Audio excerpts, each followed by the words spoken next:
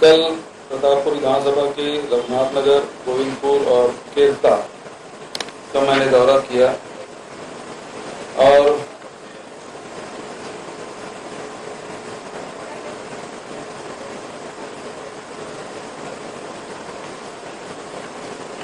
सबसे पहले मैं स्वामी आत्मानंद अंग्रेजी स्कूल देखने गया और रघुनाथपुर रामानुजगंज में मैंने घोषणा की थी कि जो 10वीं और 12वीं के बच्चे जिले में टॉप करेंगे उसे हेलीकॉप्टर राइड कराया जाएगा।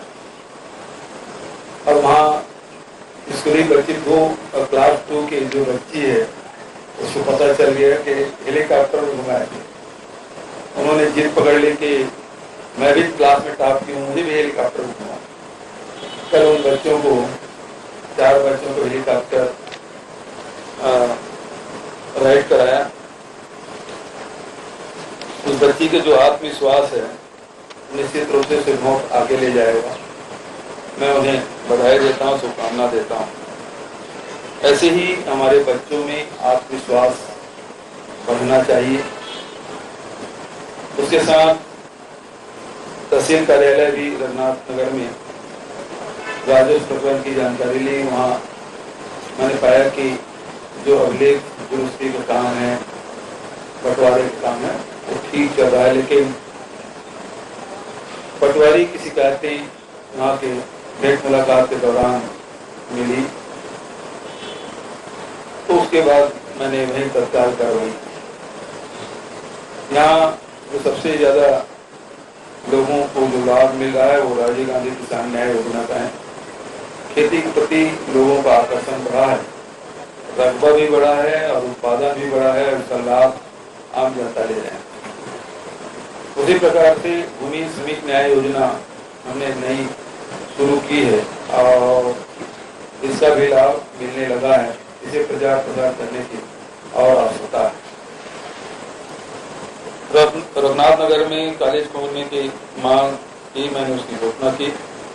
वाड्रप नगर में लिंक कोर्ट खोलने की घोषणा मैंने की और उसी प्रकार से स्टेडियम निर्माण की मैंने घोषणा की है। गोविंदपुर गया और वहाँ सबसे पहले जो गांधीवादी समाज सेविका माता राजमोहनी देवी समाधि स्थल में जाने को मुझे अवसर मिला। उस पुण्य भूमि को नमन करने का अवसर मिला। मैंने वहाँ पुष्पांजलि अर्पित की। वहाँ राजमोहनी समाधि स्थल पर गेट निर्माण और सौंदर्यीकरण, अहाता निर्माण, इसके लिए मैंने 50 लाख रुपए की घोषणा की है। वहाँ गोविंदपुर में पंचायत भी मैंने देखा, आंगनबाड़ी भी देखा और 6 बिस्तर जजावल के उप स्वास्थ्य केंद्र का लोकार्पण भी किया।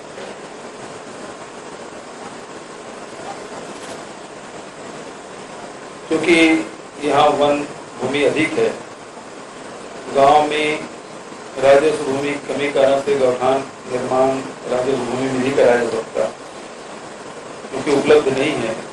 तो जो वन भूमि है उसमें आवर्ती चराई योजना के तहत इसको निर्माण करने की हमने घोषणा की। करीब प्रदेश भर में 1600 आवर्ती चराई योजना स्वीकृत की गई। कल जब मैं बातचीत में ग्रामीणों से की तो मैंने पूछा कि गोबर विक्रय कर रहे हैं पशुपालक, तो सबने कहा नहीं। तो आपके यहाँ गौठान बना है? उन्होंने कहा नहीं। अधिकारियों से मैंने पूछा तो बताया कि आवर्ती चराई योजना के तहत केवल 1.5 हेक्टेयर के यहाँ बना हुआ है जिसका उपयोग नहीं हो रहा है। तो राजस्व भूमि भी 5 से 10 एकड़ के बीच में हम गौठान बना रहे हैं, उसमें चारागाह भी है।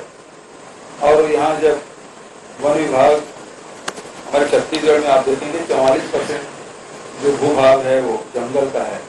और ऐसे में आवर्ती चराई योजना के प्रति जो जिला वाला है उसमें मैंने संबंधित अधिकारियों के खिलाफ कार्रवाई की, निर्देश मैंने दिया। गोविंदपुर में कल महत्वपूर्ण जो घोषणा की वो इस प्रकार से है कि झरिया ज्वाला देवी के सौंदर्यीकरण, 33/11 के भी सभी स्टेशन की स्थापना पंचानवे गाँव को उसका फायदा मिलेगा। हाथी की समस्या से निपटने के लिए 11 गाँव में 33 जगहों में सोलर लाइट लगाने की भी घोषणा मैंने की और गोविंदपुर में जिला सहकारी केंद्रीय बैंक की शाखा खोलने की घोषणा की। 11 नंबर चौकी से रंगकोटा मार्ग निर्माण की भी बात मैंने की। खेरता में प्राथमिक स्वास्थ्य केंद्र का अवलोकन मैंने किया, वहां उपलब्ध सुविधाओं की जानकारी ली, डॉक्टरों को निर्देश भी दिया और जेनरिक दवाई लिखने की भी मैंने निर्देश दिया। खेरता में 3 करोड़ रुपये के 15 विकास कार्यों को लोकार्पण और शिलान्यास भी मैंने किया। खेरता में मेरी मुलाकात बहुत ही प्रगतिशील किसान कृष्णराम जी से भी हुई, तो 3 साल से जैविक खेती कर रहे हैं। गौमूत्र और गोबर से वो कीटनाशक दवाई भी बना रहे हैं और जैविक खाद भी बना रहे हैं। उत्पादन भी बहुत अच्छा है और किसान बहुत संतुष्ट है। इससे जो हम लोग जो माटी त्योहार माटी पूजन जो 31 दिन शुरुआत की, तो वो हमारे साथी टिबलू राम उस किसान ने इसकी शुरुआत की। बहुत सारे ऐसे किसान हैं जो जैविक खेती कर रहे हैं, इससे जहाँ धरती की उर्वरा शक्ति बढ़ती है, उनका स्वास्थ्य ठीक होता है। वहीं जो अनाज है या फल सब्जी है वो भी ऑर्गेनिक होता है, उसमें भी बीमारियां कम होती है। तो माटी पूजन जो कार्यक्रम हम लोग चलाया उसका काम टिबलू राम जी पहले से कर रहे हैं। उसी प्रकार के जिस प्रकार से गौ माता की सेवा कर रहे हैं, धरती माता की हमको करना चाहिए। कल खेरता में शक्कर कारखाना भी गया, वहां देखा किसानों से जो गन्ना उत्पादक किसान है वो जो रेट मिल रहा है उसे संतुष्ट तो है, लेकिन जो शक्कर कारखाना से एक जो उनको जो तकलीफ है वो ये है कि उत्पादन तो शक्कर कारखाना के द्वारा होता है, लेकिन कोटा निर्धारण काम भारत सरकार करती है। हिसाब से वो अधिक शक्कर जितना उसकी क्षमता है और जितना गन्ना है उसके हिसाब से उत्पादन नहीं कर पाते। इससे निश्चित रूप से किसान भी इससे प्रभावित होते हैं और मिल भी प्रभावित हो रहा है। ऐसे में मैंने वहाँ के जो प्रबंध संचालक है उनसे मैंने आग्रह किया है कि घोरमदेव शक्कर कारखाना में हम लोगों ने पीपीपी मॉडल में वहाँ शक्कर उत्पादन तो होगा ही, उसके साथ साथ इथेनॉल का भी उत्पादन। उसी प्रकार से यहाँ भी यदि यहाँ के प्रबंध संचालक यदि चाहें और प्रस्ताव दें तो यहाँ भी पीपीपी मॉडल में इथेनॉल का उत्पादन किया जा सकता है, जो गन्ने का रकबा भी बढ़ाया जा सकता है, उत्पादकों को उसका लाभ मिलेगा और मिल को भी फायदा होगा। तो उस दिशा में काम करने का आवश्यकता है, क्योंकि शक्कर बनाने भर से जितने शक्कर मिले हैं वो चीनी मिले हैं वो घाटे में हैं या चलाना मुश्किल हो रहा है। ऐसे में इथेनॉल प्लांट अतिरिक्त चलेगा तो शक्कर भी उत्पादन होगा जितनी आवश्यकता है, और उसके साथ साथ इथेनॉल भी उत्पादन होगा जिससे पेट्रोलियम पदार्थों की पूर्ति की जा सकती है। तो उसके मैंने सलाह दी है और मैं समझता हूँ कि यहाँ इथेनॉल प्लांट लगने से इस क्षेत्र के किसानों को बड़ा फायदा होगा। दूसरी बात यह है कि हमारे स्थानीय विधायक और मंत्री जी ने यहाँ एग्रीकल्चर कॉलेज खोलने की मांग कल उन्होंने की थी, तो मैं आपके माध्यम से घोषणा करता हूँ कि यहाँ एग्रीकल्चर कॉलेज खोला जाएगा। और जिस प्रकार से वाड्रफनगर जिले को अपर कलेक्टर यहाँ भी अपर कलेक्टर को यहाँ भी खोला जाएगा। तो 2 मांगे हमारे मंत्री जी की तरफ से की गई है, उसे घोषणा करता हूँ। अब आप लोगों की तरफ से कोई सवाल हो तो बताएं।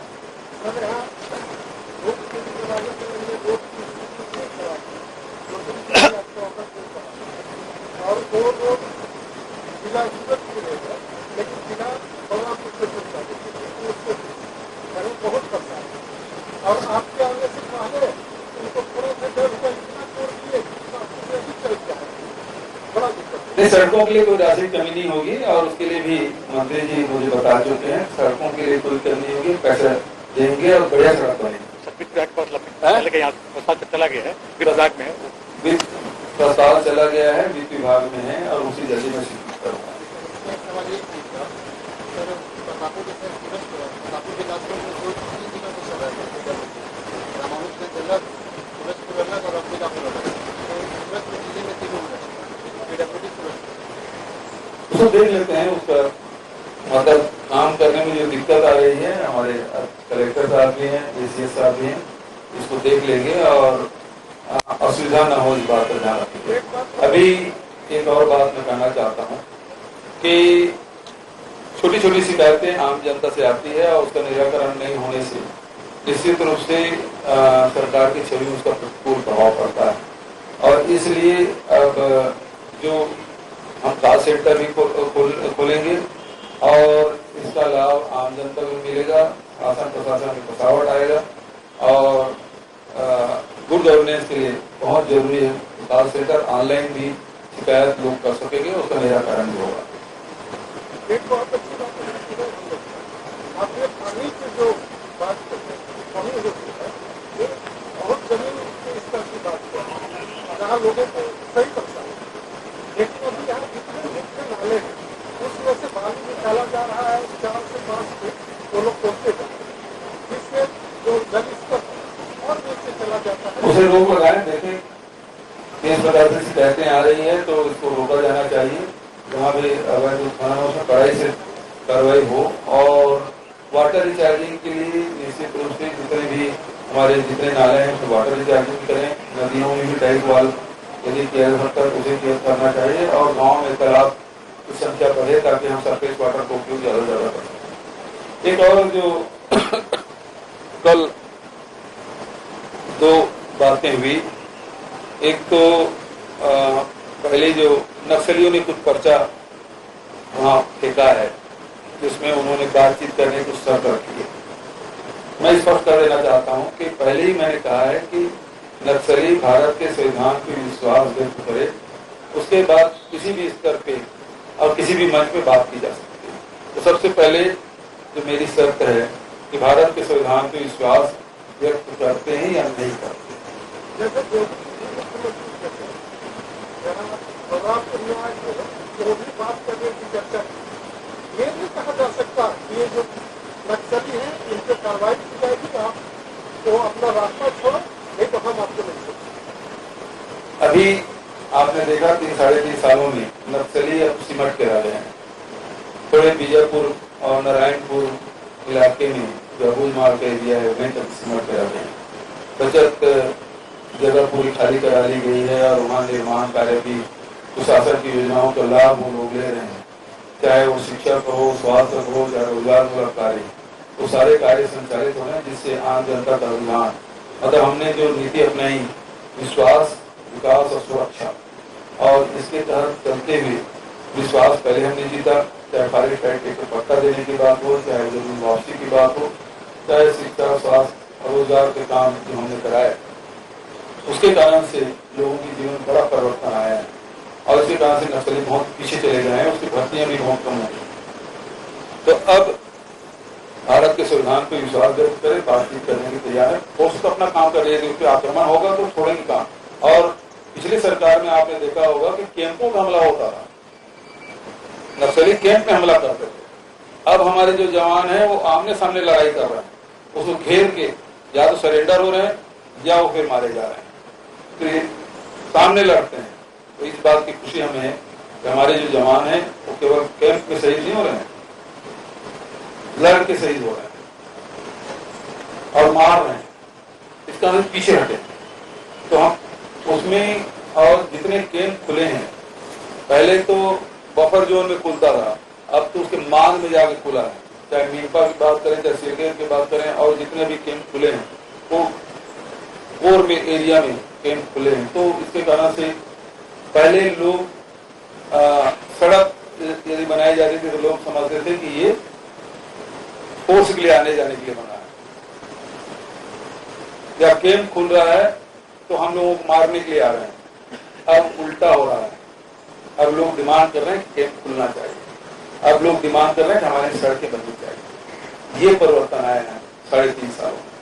दूसरी बात यह है कि राहुल जी कल तेलंगाना गए थे और उन्होंने छत्तीसगढ़ मॉडल की प्रशंसा की। मैं उन्हें धन्यवाद देता हूँ कि उसके बताए हुए रास्ते की चलते हुए हमारी सरकार आगे बढ़ रही है।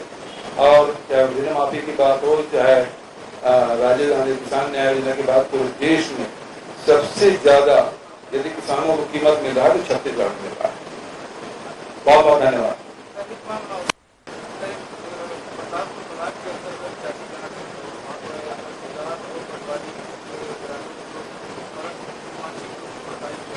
मैंने उसे जांच के आदेश दे दिया। कल उस किसान से मिला हूँ। नहीं, उससे कल मिला, मेरे बगल में बैठा था वो नहीं सर, दोनों पार्टी में से कल जो था वो दूसरा वाला दूसरा है सर, जो जबरदस्ती रास्ता मांग रहा था, जो मिलने आया था वो जमीन का मालिक है। अच्छा, नहीं एक तो मिला हूँ और कल भी क्योंकि गांव का नाम बताया तो यहाँ आया भी था, तो रास्ता देने की मांग कर रहा था वो। तो भाई वो तो प्राकृतिक न्याय, कलेक्टर न्यायालय में केस चल रहा है। क्योंकि अब वो देखिए प्राकृतिक न्याय यही है कि रास्ता मिलना चाहिए, पानी के बहाव रुकना नहीं चाहिए। दूसरी बात है कि ये जो प्रकरण है वो कलेक्टर न्यायालय में अभी लंबित है। वहां जो फैसला होगा सबको मानना होगा। ठीक है, थैंक यू सर। हो गया डॉक्टर। डॉक्टर का फिर किससे कल कॉलेज मांगा, वहां घोषणा नहीं किया।